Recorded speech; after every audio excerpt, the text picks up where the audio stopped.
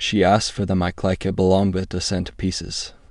Rooftop air, string lights, my logo looping behind us. This was my launch, my investor's night to be reassured, and she leaned toward the crowd with a grin that promised spectacle.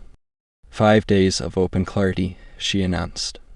Not private, not proposed, declared. The hush had weight. The DJ eased the music back.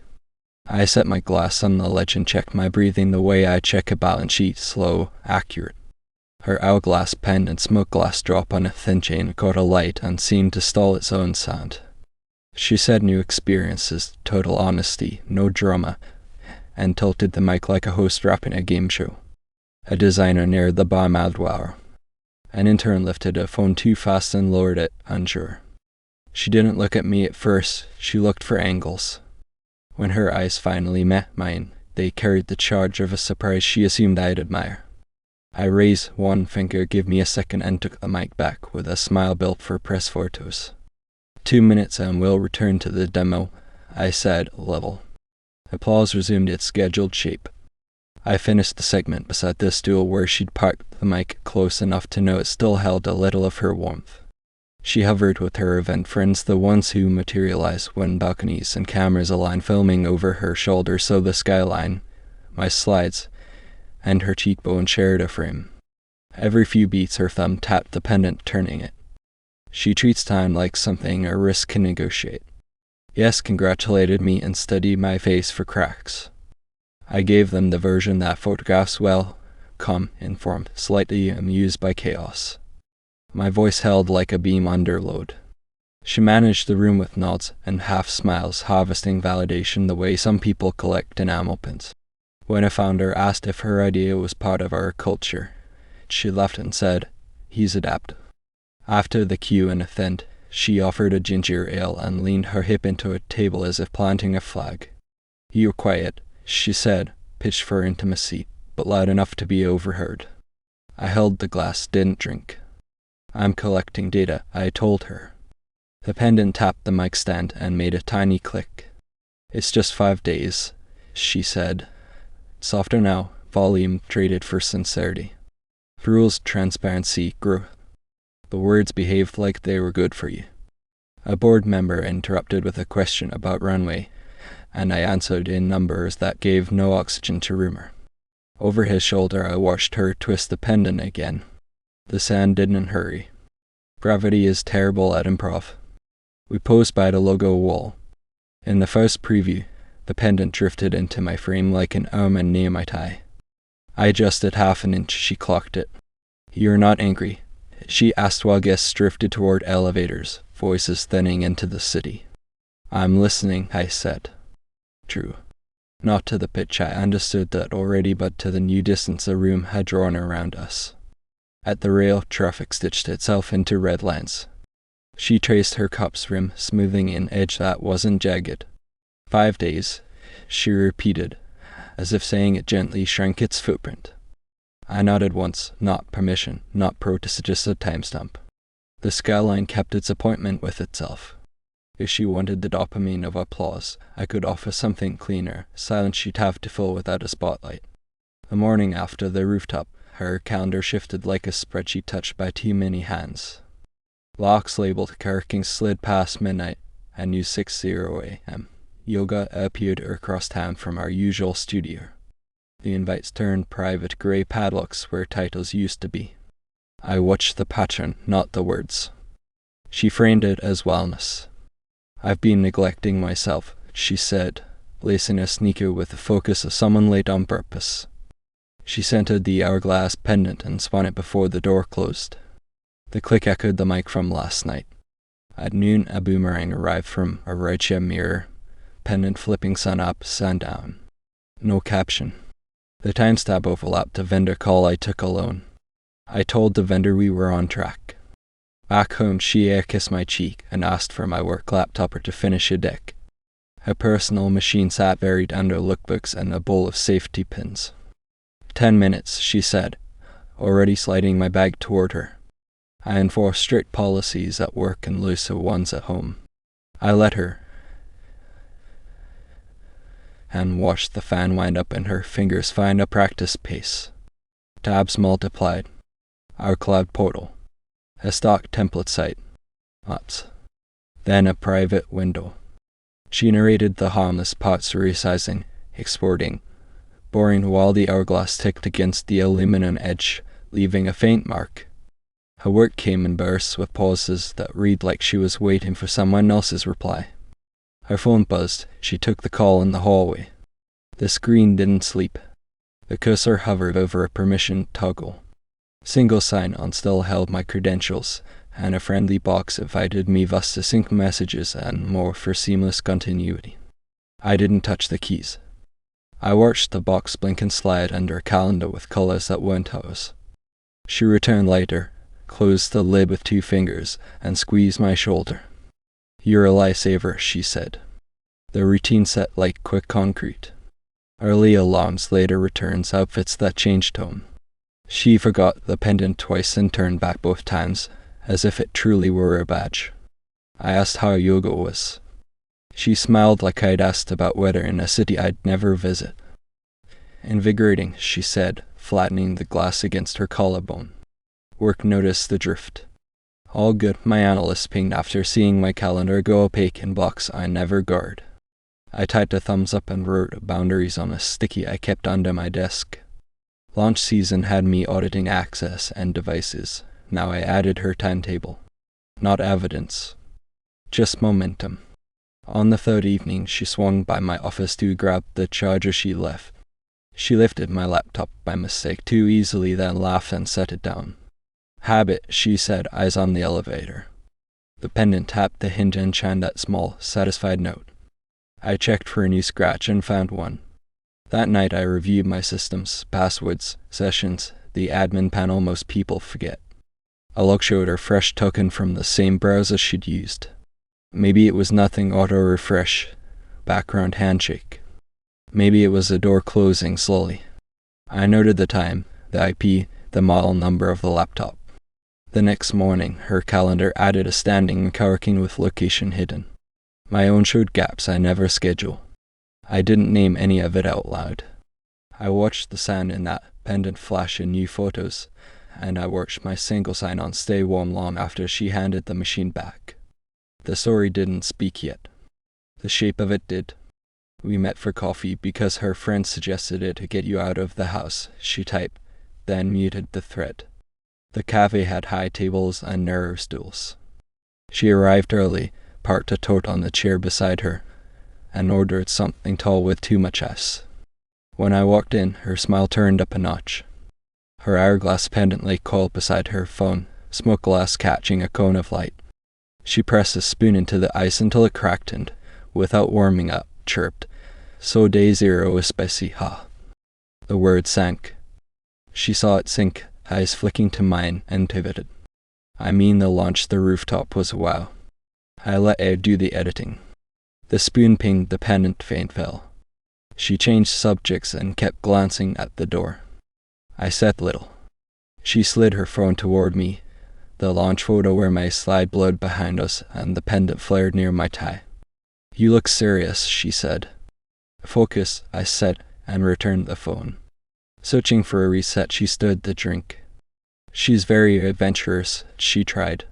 "You two must have strong communication." It sat between us like a test. I asked how her audits were going. She stacked generic boxes, brand map, voice notes, content sweep, and nodded at her list. When she finally tucked the phone under the tote's handle, I kept my tongue light. "What did you mean by day 0? I asked, as if clarifying a label. She touched the pendant as if it were a railing. "Just a joke," she said, color rising. "You know how people talk." "People do. They also misstep." I didn't push. First clues wilt under pressure, they bloom under patience. I loved her phrasing, the quick correction, the leftward gaze unjerk. I loved the spoon, the pendant, the door checking. She asked if I had tried the lemon cake. I hadn't. She ordered one to split, arranged the plates, then scraped the frosting into a neat crescent she didn't touch. Between bites, I told a brief story about a clumsy pitch, then let the quiet reset. Anyway, she said, tracing the pendant with a nail, it's only 5 days.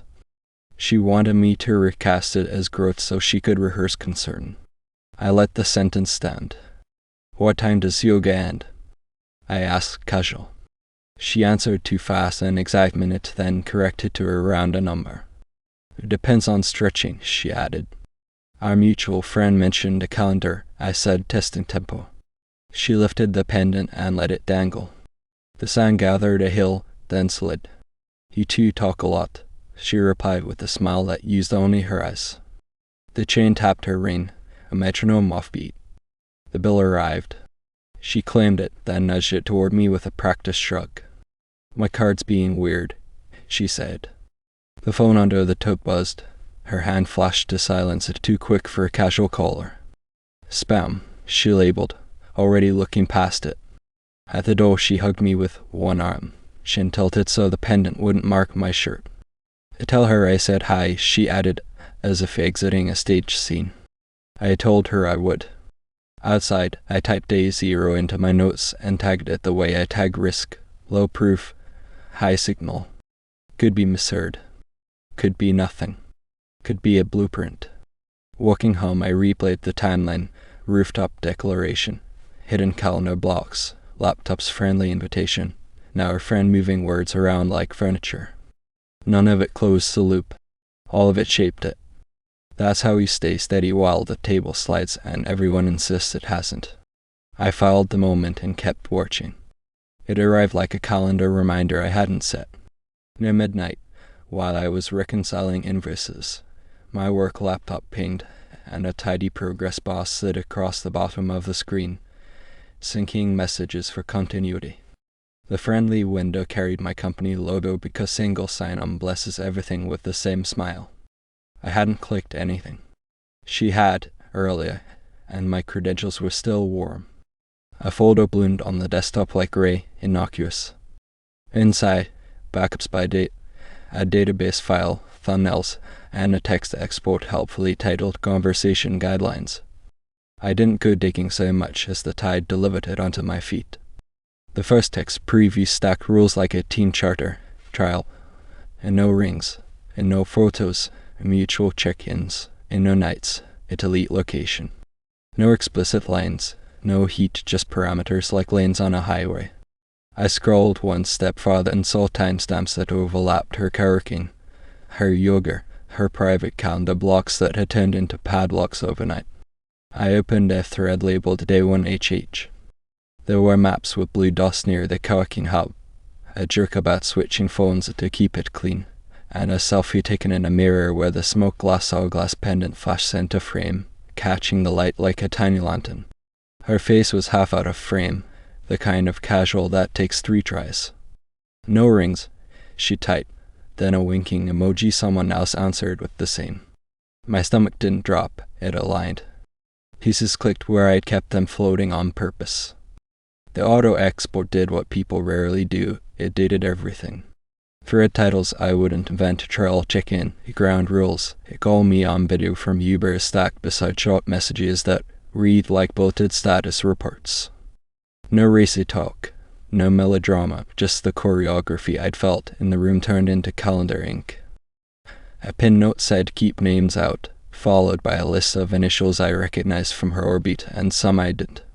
The hourglass pendant made cameos in attachments, right your glass, bathroom light, a table edge with 2 cups and no saucers. In each, her hand cropped the frame like a director guarding a secret that was already at. I set my palms on the desk and watched the wrist split, personal on one screen, professional on the other. The messages had landed inside a workspace that audits everything. The compliance tool in my menu bar was already indexing file names. I moved the folder to a neutral, offline drive and disabled Wi-Fi heartbeat steady.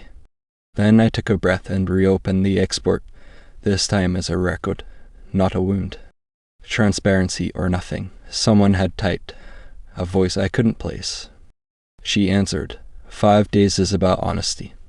The word snapped for me, not because of content, but because of tone performative sincerity abutting logistics. Another thread covered exit language for if someone caught feelings, and it was written like a meeting agenda. The moral vocabulary came prepackaged. The actions were pure scheduling. It explained why her laughs at the launch felt rehearsed. They were. A side column showed device IDs connected to the account. One matched my machine, two matched hers. That was a breach in miniature the door she'd left ajar with my name on it. I imagined a vendor screen capturing a compliance alert and my logo sitting next to messages about no photos and no nights. I didn't panic. I started a checklist: revoke token, isolate machine, inform myself before anyone else did. Before closing, I let myself look once more at the mirror selfie, the pendant blazing like a tiny eclipse near her collarbone. It reminded me of the rooftop moment when the sand looked suspended, time pretending to freeze while gravity waited. This time the sand was mid-fall. I saved the digest, wrote the exact times alongside her calendar entries, and shut the lid. Explaining this away would require more theater than she could stage. Yes, someone could argue travel meant books, habits, fasting, anything benign. But the framing, the timestamps, the pendant woven through like a watermark, it built a picture that didn't need me to color it. I didn't text her. I didn't confront her. I documented, and I let the truth take the shape it had already chosen. The denials I anticipated would be clever. A pattern in front of me had stopped performing. By morning, the mess had a ticket number. The compliance icon in my menu bar turned from polite blue to warning amber, and an automated email arrived with the subject line every founder dreads because it sounds so reasonable, none with content identified in monitored workspace. The report listed file names the scanner had indexed while the laptop was still online artifacts from that friendly continuity sync. Then I'll show chat exports and a mirror image of our office shelf. Nothing scandalous, just enough to look careless. I quarantined the machine, mounted an offline drive, and moved copies there like I was transferring a specimen. Then I rotated session keys, stripped third-party tokens, and drafted a 2-sentence note I could paste if the alert escalated. We discovered a personal sync that touched company storage. We isolated it before any client data was affected. True and timed. The second risk didn't arrive through a dashboard. It came through a vendor's DM. Casual tone threaded through worry. Everything okay? Saw a story it looked like your office. She attached a screenshot from a social post I hadn't seen. The photo was just her hand holding a glass, shot from waist height in my home office, the kind of framing someone uses when pretending to share vibes instead of location. In the reflection on the glass, my whiteboard with a faint client code name that only a trained eye would catch. Centered in the frame, bright as a lighthouse, her smoked glass hourglass pendant, a tiny comet streak of light near the rim. She captioned it late prep with a sparkle emoji. Prep for what was obvious if you knew the calendar she'd hidden. I think the vendor said we were tightening access and asked her to delete the image. She responded with a thumbs up that felt like a handrail. Then I scanned the rest of the vendor's contacts and pictured the screenshot jumping chat to chat, stripped of context and padded with assumptions. Perception can cost as much as an actual incident. Procurement teams don't litigate nuance, they color code risk and move on. She texted, breezy punctuation, don't be dramatic. The pendant appeared in her next selfie as if to underline the message, a silver arc over smoked glass, like caught mid-fall. I didn't answer. Silence is not the absence of strategy, it's often the best part of it. I notified compliance before they could notify me. I set a short call, shared the timeline, and used small, precise language. Personal sync triggered a scan. Contained, no client read. Action tokens. They appreciated verbs. We agreed on a line to use if asked. We removed a non-work cache. No adjectives, no nouns that make headlines. While we talked, calendar invites flickered across my screen, hers, not mine, private blocks stacking like bricks. The same times appeared in the chat the export site archived. The choreography that had been personal now pressed directly against payroll. If a client did leave, runway contracted. If a room was stuck, hiring slowed. Every line item I'd pitched on that rooftop: stability, diligence, discernment could fracture under one lazy reflection and a pendant squint. I walked the office to feel the geography of the risk. The whiteboard was wiped, the logo mugs turned face in, blinds half tilted so glass didn't act like a second set of eyes. I set her forgotten scarf in a drawer instead, the faint ring the pendant had left on my laptop's palm rest. We leave signatures without meaning to. Auditors are trained to read them. I found her friend pinged. Heard noise, are you good? I sent the period in 2 sentences and added, we were already past it. Then I opened a client list and scored which names would require calls if anything traveled. 3 were sensitive, 1 mission critical. I wrote those scripts too short, factual, ice cold enough to chill speculation before it warmed. Mid-afternoon she called from a number labeled unknown. I let it roll to voicemail. The transcript said, we're fine, this is growth. Growth is a strong word for disarray. I archived the message under the same folder as the export with a name I could find at 2 a.m. if I needed to. The company Slack eased back to neutral by evening, but my phone stayed bright with the vendor thread at the top. A screenshot were a pendant, and a whiteboard tried to share the same second. Whiskey used to live in my projections, now it lived in glass. The sound inside that tiny hourglass never looked like time to me until today.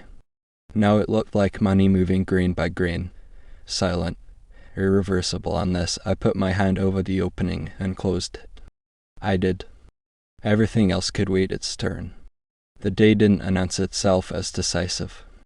Slack idled, the compliance dashboard cooled to blue, and I was filing expenses when a newsletter hit my inbox. Member moments share the spark. I almost archived it. Sender, the coworking hub she'd been using. I opened it because routine is where answers hide. A collage loaded smiling faces, a plant wall, their neon sign. In the 4th tile, her smoke glass hourglass pendant flared and pulled my eye. Hair tied back, body angled toward a man whose arm hovered at the edge of the frame like punctuation you can't retract. Caption, Sunrise Connection 6:15 a.m. Her yoga slot to the minute. I clicked through. The social manager had attached the full members album to a partner newsletter by mistake, no login, just thumbnails exported in a rush. The sequence ran like a storyboard. Her at the coffee station, her leaning across a table, laughing, her standing close, almost shoulder to shoulder. Not scandalous. Definitive. My phone vibrated in polite bursts. A founder friend forwarded the link with, is this? A vendor said alone ? Outside her hands weren't cruel. They were efficient. I didn't reply. I saved the page as a PDF, downloaded the images with metadata intact, and moved them to the offline drive with the earlier exports. The file names carried the send date, the URL had a tracking code. Someone mixed the gallery by accident and hit send. No intent required. Clarity doesn't ask for motive. In the sharpest shot, the pendant burned like a small beacon, light mid-fall in the glass. The man's hand wasn't on her, it didn't need to be. Proximity told the story, posture did the rest. I cross-checked the timestamp against the sync messages, the no-rings checklist, ride notifications, the private calendar blocks. The columns aligned like an audit finally balancing. Minutes later, a correction email arrived from the hub. Apologies, newsletter included an internal gallery in error. The link went inactive. The images were already in more inboxes than they intended. Mine was the only one that mattered. Accidents make excellent witnesses. She texted, where did you see the hub posted a group album, total accident. No apology, just weather. A beat later, funny it landed during yoga. Funny is a word people use to dull edges. I let it sit. Acceptance arrived without noise. Not heartbreak or fury, just the click a lock makes when the key turns. Outsiders did what insiders rarely do, laid the timeline flat. Light glass posture, minute 6:15. I added lines to my checklist, separate projects, revoke shared tools, document sequence. Not confrontation structure.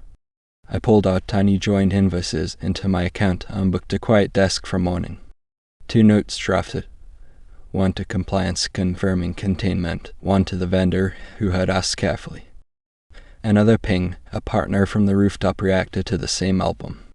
Comments gathered, I didn't read them. What mattered was the curtain lifting by neutral hands. The show underneath wasn't grand. It was ordinary small choices repeated until they feel like policy. I closed the newsletter. In the laptop's reflection, the room had gone dust blue. My tie from the lunch still hung over a chair. In the frozen image, the pendant glowed on. Good. Light helps when you're drawing lines. Tomorrow I'd start erasing access, not history. History, for once, had documented itself. I chose structure over spectacle. Before breakfast, I filed the correction with compliance, rotated keys, and moved the export offline. By noon, our tiny joint venture was over 2 letters drafted: dissolution and release of name and assets. I booked a short meeting on her calendar with just my initials, 6 o'clock at home. Driving back, I found the smoked glass hourglass pendant in the cup holder, chain knotted. I pocketed it as a metronome. At 6 she came in with that bright "we can laugh about this" smile and set her tote by the chair. On the table, the 2 letters, a printed timeline, and a checklist: access revoked. I placed the pendant between us like a paperweight. "This is a record," I said. "Not an argument." She reached for the chain on reflex. "He went through my phone," she said, ready with accusation. I shook my head. "Your login used my company SSO. It auto-synced into monitored storage. Compliance saw it before I did. I contained it and notified them." "So a misunderstanding," she tried. I slid over the coworking newsletter image, 6:15 a.m. Pendant lit, caption summarized connections. I tapped the minute. Her eyes flicked toward the door like the scene might exit itself. "We agreed on transparency," she said, reaching for philosophy. "People explore, that's growth. We agreed on honesty," I answered. Honesty didn't require my office or my laptop. It didn't require renaming schedules to padlocks. I slid the first letter across. "This ends the venture we co-signed. No debt, no claim. I've already removed you from Jules. Your accounts are yours, mine are mine. If you want counsel, I'll send a courier." She scanned for traps and found none. "You're overreacting," she said, the word thin. I tapped the second sheet. "This releases your name from anything tied to my company, no usage, no endorsement." She pinched the pendant, the sand re-leveled with a small tick. "You blindsided me," she said.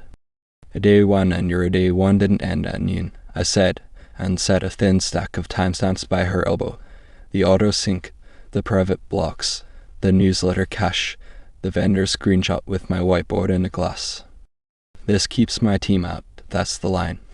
She tried a different angle. "What do you want?" The trap was obvious. Name something messy and become petty. Name nothing and we're even.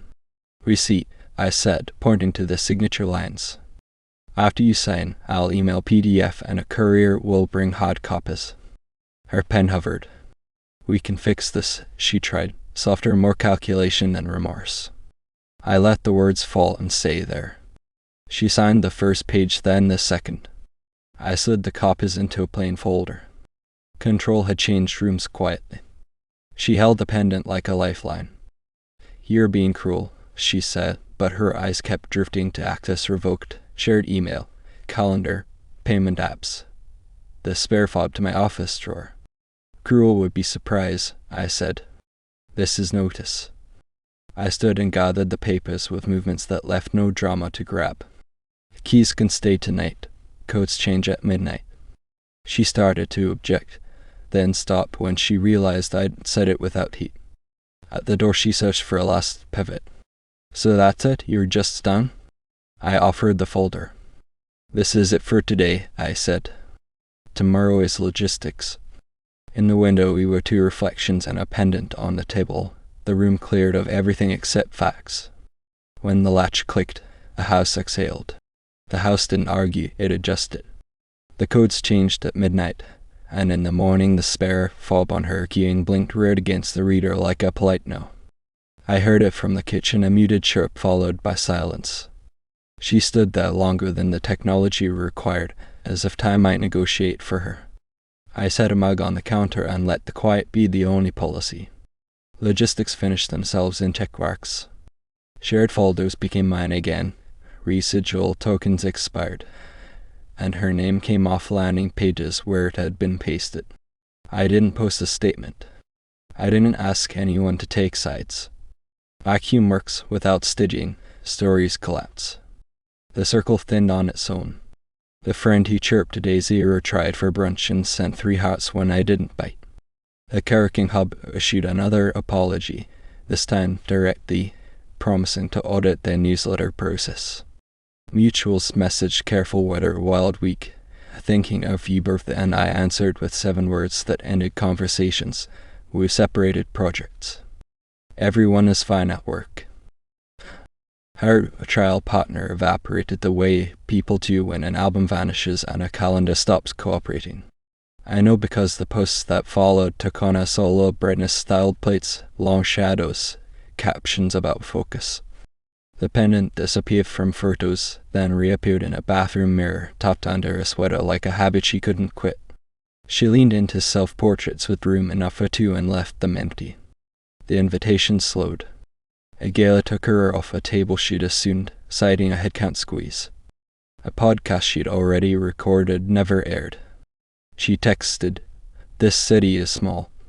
It is smaller when you stop handing out ladders." I didn't block her. I removed the scaffolding. No more guest list nudges, no more introductions, no more smoothing her room before she entered it. Our overlapping chats went silent because I stopped feeding them. It wasn't revenge. It was subtraction.